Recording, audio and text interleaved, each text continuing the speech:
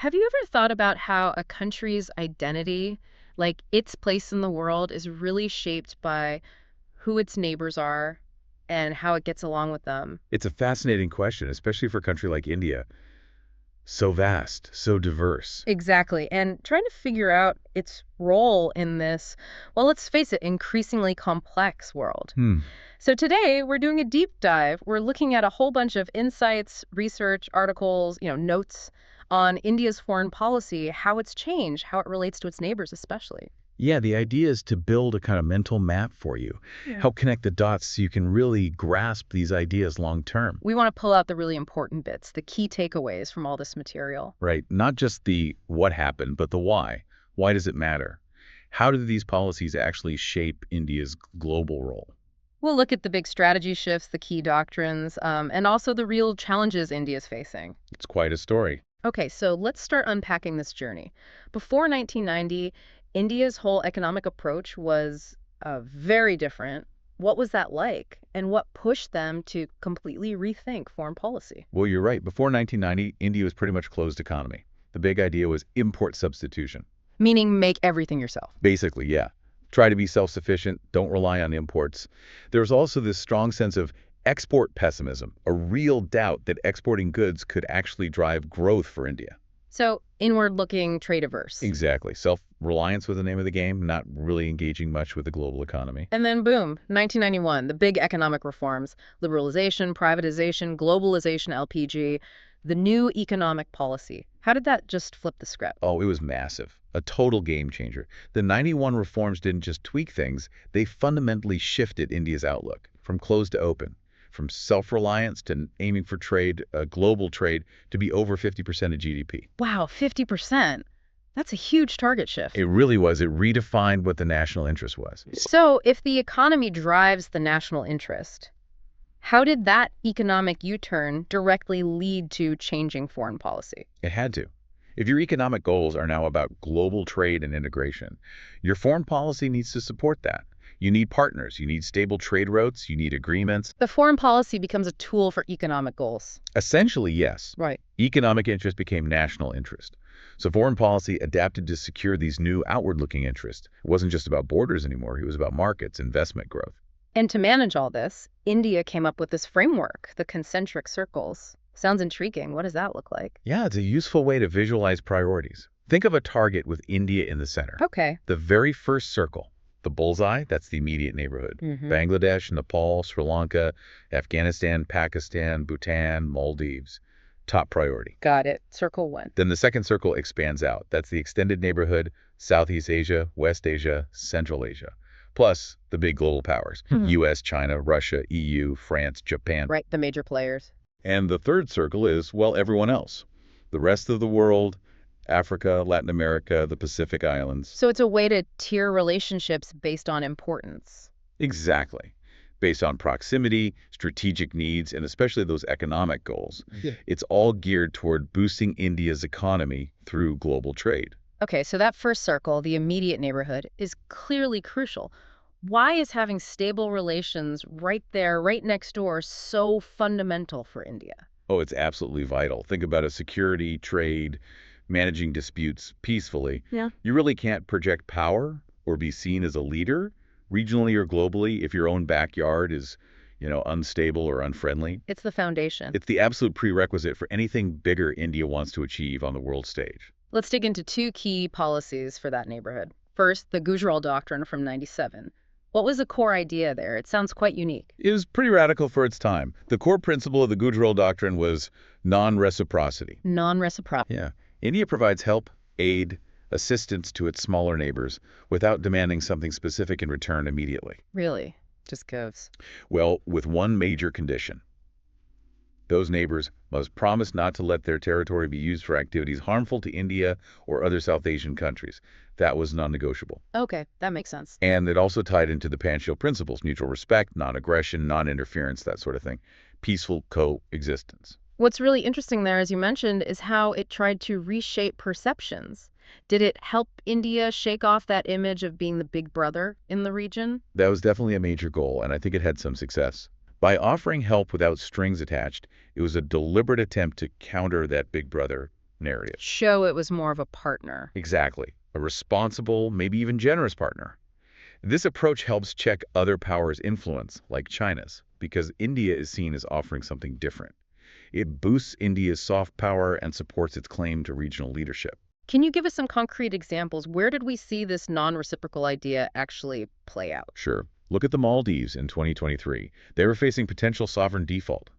India stepped in with financial help currency swaps. The State Bank of India bought their bonds. Even though their president, Muizu, had run on an India out campaign? Precisely. India helped them avoid default despite the political rhetoric. That's non-reciprocity in action. Or Sri Lanka in 2022, facing a terrible economic crisis.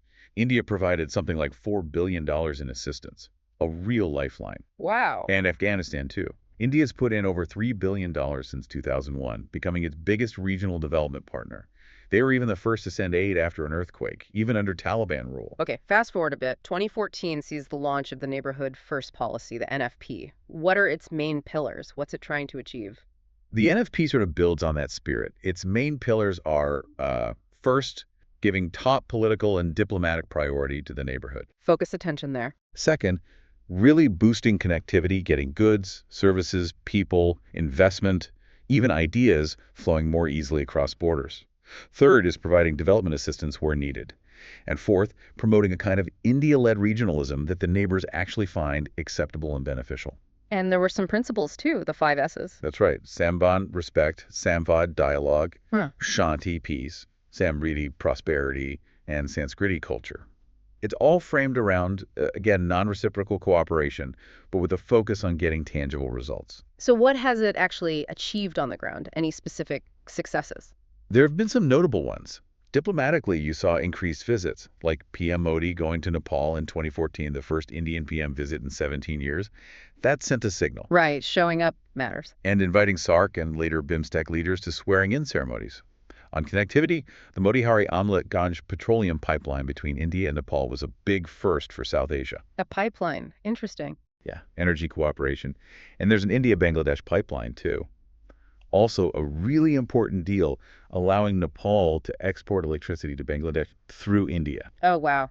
That's complex coordination. It is. It's seen as a step towards maybe a regional power grid one day. And strategically, letting India use the Chattogram and Mongla ports in Bangladesh helps move goods to northeast India, easing that tricky chicken's neck corridor problem. Ah, bypassing the Siliguri corridor bottleneck. Exactly. And development aid continues, like the examples we mentioned for Sri Lanka and Afghanistan, plus things like vaccine diplomacy during the pandemic. But it hasn't all been smooth sailing, has it? Despite these efforts, the Neighborhood First policy faces some real challenges.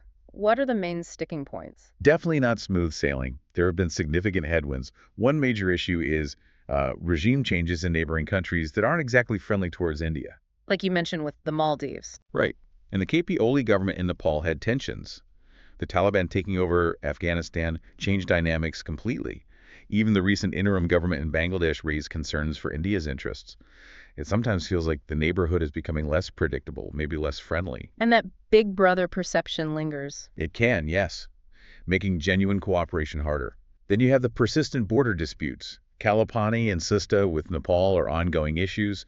The fishermen dispute with Sri Lanka keeps flaring up. What about the Bhutan-China talks over Doklam? That's a big worry for India. If China gains ground there, it could squeeze that vulnerable chicken's neck corridor even more. Major security implications. And then there are just basic security and stability problems. Conflict in Myanmar creates refugee flows and cross-border issues for India. And impacts projects. Absolutely. Big connectivity projects like the India-Myanmar-Thailand Highway or the Caledon project get constantly delayed because of instability or lack of capacity in partner countries. Plus, you have ongoing threats like cross-border terrorism from Pakistan, counterfeit currency coming through Nepal, drug trafficking.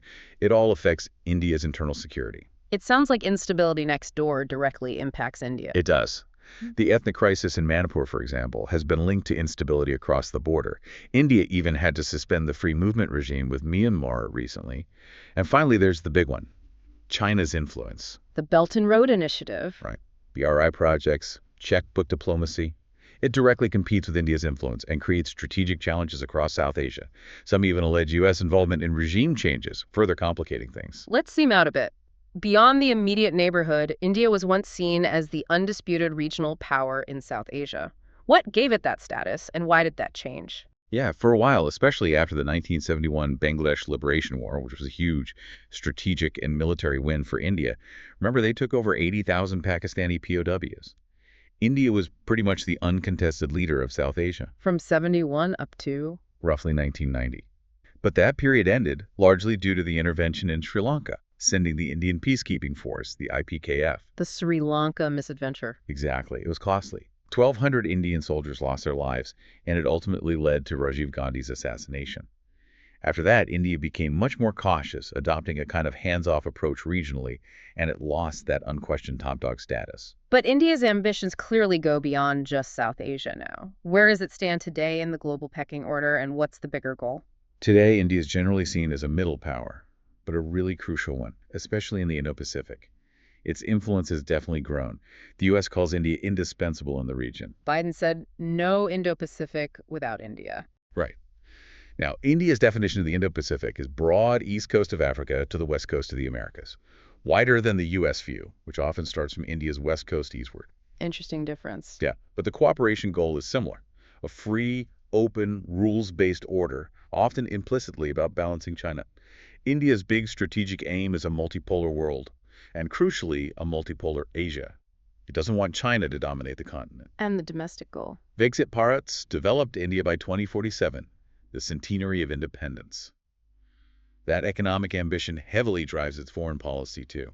Speaking of China, what are its goals? Especially connected to that century of humiliation idea. China's got its own neighborhood strategy, peripheral diplomacy, launched in 2014, Yeah. trying to secure its borders with its 14 or 15 neighbors. But the Belt and Road Initiative, BRI, is global, not just regional. And the long-term aim. To be the dominant power in Asia and Asian hegemon by 2049.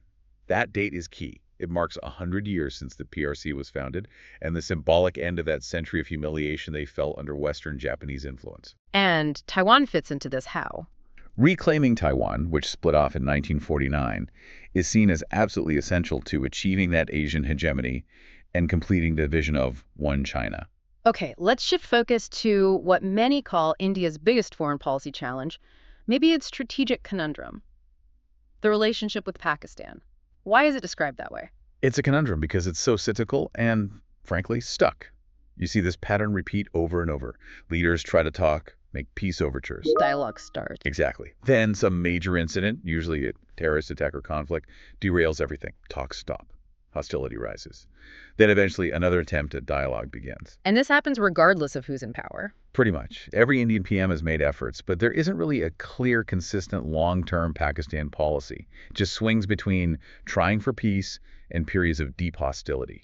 It suggests a real lack of clarity, maybe even consensus, within India on how best to deal with Pakistan. Can you walk us through some of those cycles, the peace attempts and the setbacks? Sure, it's a depressing list, really. 1999, Vajpayee's famous bus trip to Lahore, the Lahore Declaration signed, followed almost immediately by the Kargil War. Right. High hopes dashed quickly. Then 2001, the Agra Summit.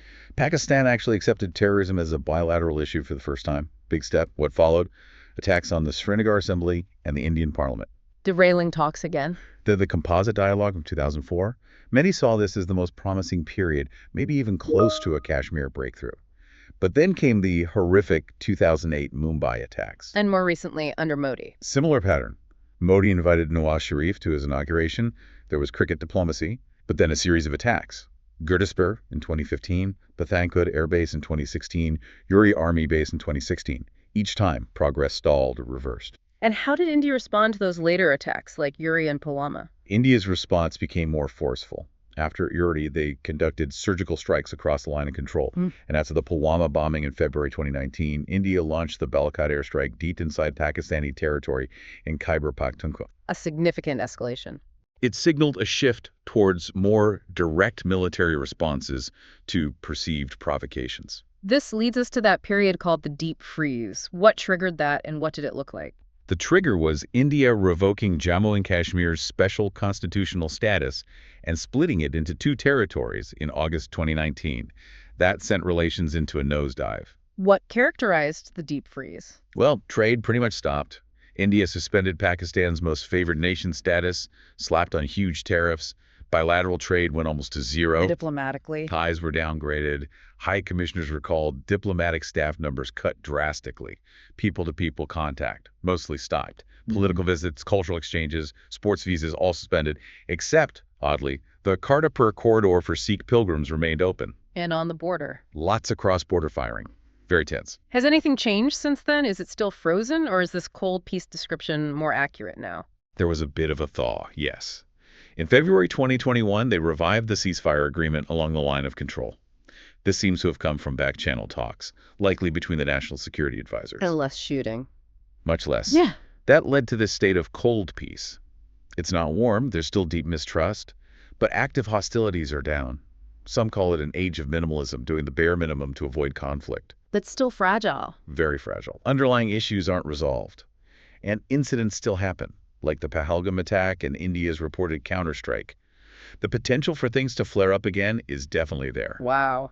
We've covered a huge amount of ground today, from India's big economic shift after 1990, through the thinking behind its neighborhood policies like Gujarat and NFP. To the very real challenges it faces, Yeah. both next door and from bigger powers like China, and its own global ambitions. And that whole complex cyclical relationship with Pakistan, it really is a vast and intricate picture.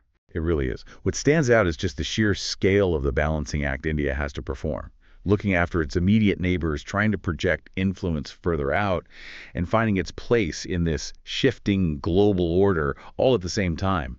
That journey from a closed economy to a major global player, well, it forces constant adaptation, doesn't it? Absolutely. So for you listening, what's the key takeaway? As India pushes towards that Viksit Bharat goal for 2047, this interplay between its economy at home and its foreign policy abroad is going to be absolutely central. It shapes South Asia, the Indo-Pacific, everything. It really does. Which leaves us with a big question to chew on, doesn't it? What's that? How does India keep refining that non-reciprocal generosity and smart diplomacy to really cement its leadership role in South Asia while also managing its bigger global goals, especially when things remain so tricky and challenging right in its own neighborhood? It's a constant tightrope walk. Definitely something to keep watching.